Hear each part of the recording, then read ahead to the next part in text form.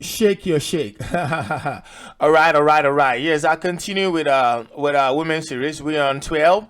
How to treat your older elderly wife. You see, in Islam, a man can marry up to 4 women and can have many concubines or sex slaves or whatever you call today girlfriends or side chicks as he can have. The concubine, side chicks, sex slave is without number. So let's say you had a wife who was nice looking, but over the years, she is no more as beautiful as she used to be. She is not fast and mobile. She has become fat and sluggish. And she's not as young and a little girl as she was when you got her. Remember, in Women's Series 9, you have to marry a woman for 4 reasons. Not for love. It's not for love. For her what? Beauty. For her what? Status, religion, and property. So, now if your woman, the wife you married young and beautiful, has now become what? Fat and sluggish. What do you do to her? The prophet has a solution. The best way of knowing how to interpret the Quran is look at the prophet's life. So, we are going to look at the Quran and then look at the prophet's life. Let's go into the prophet's life to know if your wife that you married has become fat, sluggish, not the same woman you had. What do you do to that woman? Women series, women, listen to this. Allah has a good treatment for you. When your husband gets you and you're looking good, and then you are old and not looking good, Allah has given your man and your husband some options. You remember I was talking about Umar looking at Muhammad's wife Sauda, who was pooping, and through that hijab came. You see, I want us to look into it a little bit. Came. The Quran is lived through the life of the prophet. So when we look at the life of the prophet, like I said, we can get it. So let's look at this. Al-Adab al-Mufrad 756, book 33, hadith number 3. I want you to know the wife of the prophet Sauda. When the prophet's wife became old and sluggish and heavy, what happened? Aisha said, Sauda, who was a heavy, sluggish woman, asked for permission to come in to see the prophet on the night of Jam. And he gave permission. Slow woman. Prophet gave her permission. So you can see, here, on that night, that night, she came in to ask permission that she want to leave early because she is fat and slow.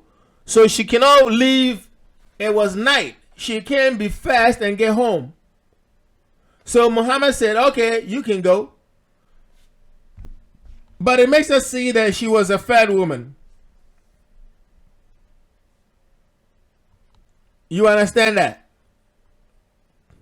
Now, how did Muhammad treat his fat wife? Let's read. Jami Atemidi, 3040, book 47, hadith number 92. Read. Sauda feared that the prophet was going to divorce her. Look at how you see, all the time the Muslims are going to tell us that you have to marry this number. The only way you can marry, you have to treat all your wives equally. But even that, is it possible that if you have 4 women, is it possible for you to treat all the women equally? Can you measure love? Can you measure attention? Is it possible to love 4 different women the same way? Wouldn't you love how one person cooks better than the other? Wouldn't you love how one smells better than the other? Wouldn't you love how one looks better than the other? But that's how they lied to us. That you have to what? You have to be what? Just to all of them. Can you be just? Even the prophet could not be. See, when the prophet's wife became sluggish,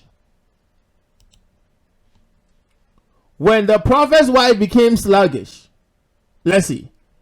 Sauda feared that the prophet was going to divorce her. So she said, do not divorce me.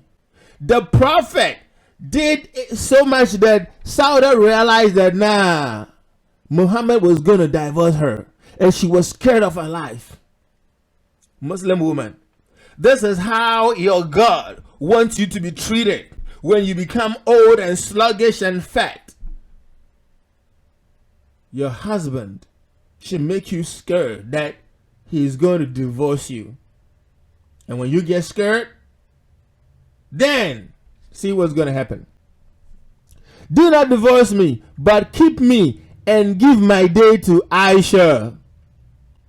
So, look, you are supposed to treat all your wives equally, right? So Muhammad had days he goes to all the wives. Now Sauda says, don't divorce me, keep me. And I know that Aisha is your what? Beloved wife.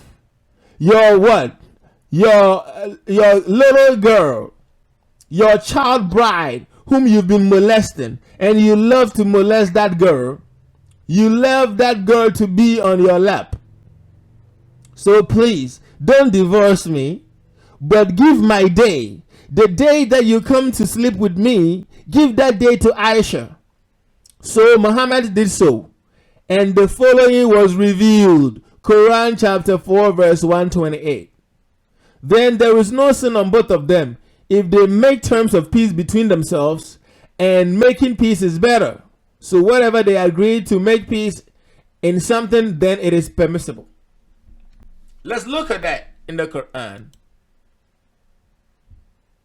If a woman fears cruelty or desertion on her husband's part, there is no sin on them, but if they make terms of peace between themselves, and making peace is better, and human inner cells are swayed by greed.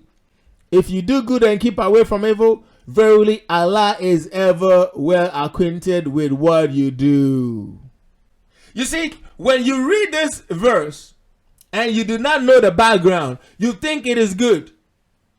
If you fear cruelty, you fear that your husband is not going to treat you fairly, rightly. But I thought they said that before you marry more than one, you should treat all of them equally. So how does Allah say that if the woman fears cruelty or desertion on the part of the husband? Is Allah being biased? Is Allah being unjust here? Is Allah giving the man the reason so he can divorce the wife? So can you see it?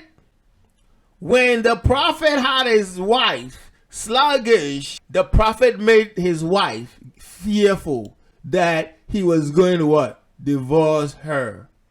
And so she gladly said, hey, give my day to your child bride, oh child molester, and then just let me be married to you. Don't divorce me. It is shameful.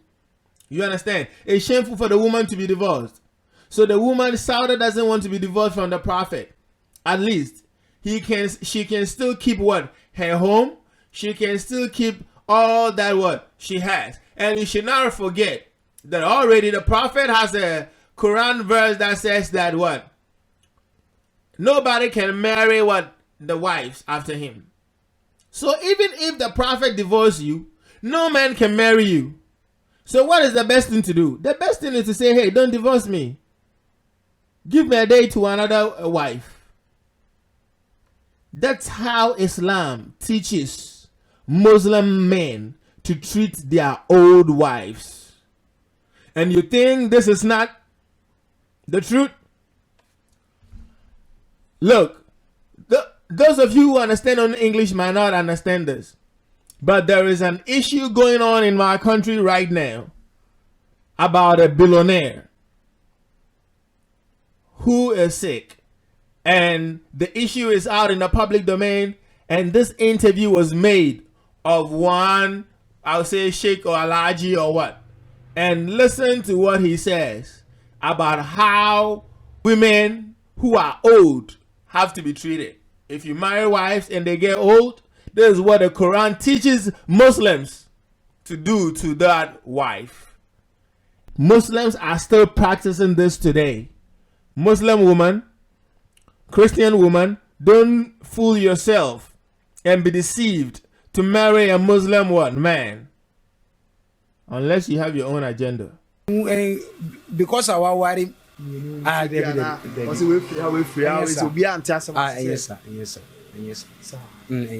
okay. Because you're Islam, I quite so bit me worry for.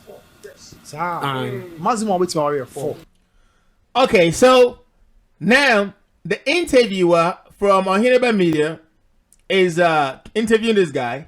They're talking about marrying. Islam allows you to marry up to 4. Okay. Yeah, I'm not been down. Say, me tia be a mini capre, bet me akofa 4 na wari. And I just say be a always could do a bias na bet me akofa 4 na wari.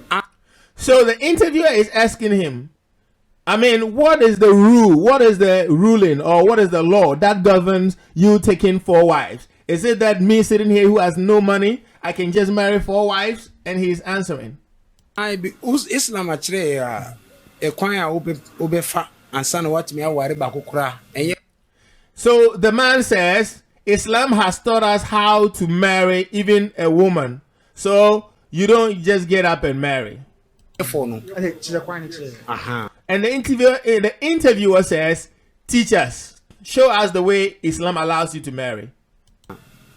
First of all, omo frere de bia e friend what obetumi satisfy obano so worry no. Okay, so he's saying, can you satisfy the woman when you marry her? We are bema. Because so won't mean satisfy no e dey asembeba. Ai, obefo wichiri.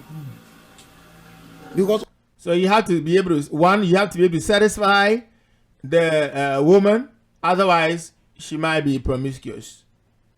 Yeah, I might be skipping all through it to where he talked about what I'm interested in, about the way they apply how to treat your wife when she's old. Baba na fan say for you menya ni na wie. Me na wa wasa ko sia ba ko bi. Bi a me no nyina ya kese tuntum kama na ma ko sia kokko bi a na ni masness ti na ya me fe. Me ntimi for na come an 5 and David. So now this is where the interviewer comes to our topic.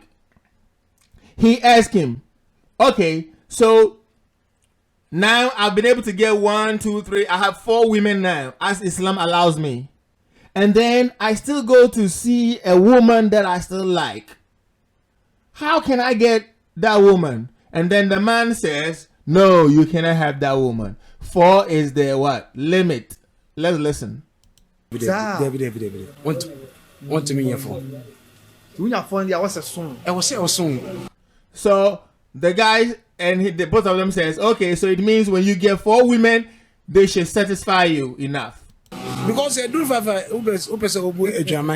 the leader, the Muslim leader says that if it gets to 5, that's adultery, and they're laughing.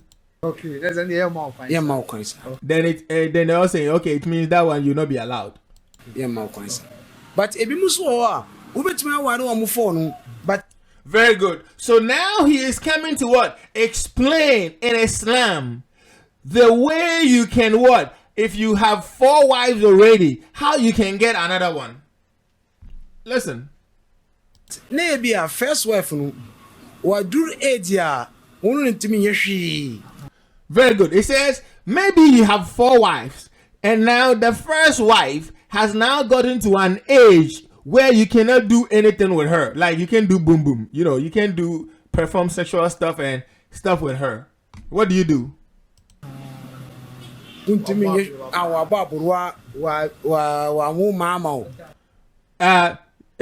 saying maybe your first wife is now so old, she's giving birth to so many children for you, and you can't do anything with her. She has retired from active business. You see how the man behind her is smiling. You see, this is Islam. This is Islam. Islam for you. Okay. It says, when that time comes, you can leave that wife. So Islam, that's what Islam teaches. When you have 4 wives and your first wife is old, like the same way Muhammad was wife, Sauda was old and sluggish and heavy, he wanted to leave her. It's the same thing. Listen. No, what you feel because very good. Listen. So now you divorce that one, but you don't let the woman go. The woman will still stay in your house. The same way Muhammad did to Sauda. Sauda said, look, don't divorce me. Just give my day to what? Aisha. That's how the Muslims are practicing it. Look, women, open your eyes. When a Muslim man is coming for you,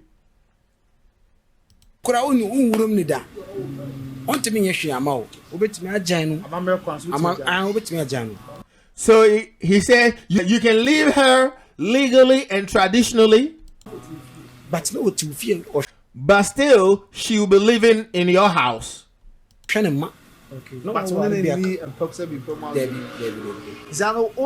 And then you can bring in another woman and add to before. You see how Islam teaches you to treat your older elderly wife? Same way. Sauda was afraid.